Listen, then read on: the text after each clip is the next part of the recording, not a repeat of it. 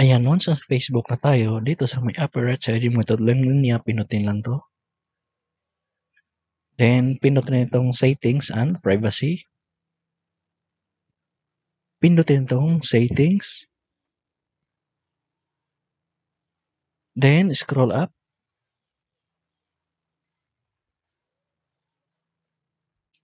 Dito sa, under sa audience and visibility, control who can see what you share on Facebook.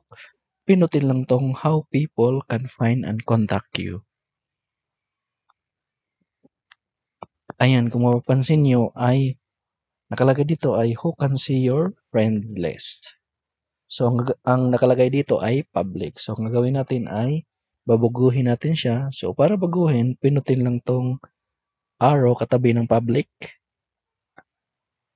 Then, gagawin natin dito ay only me.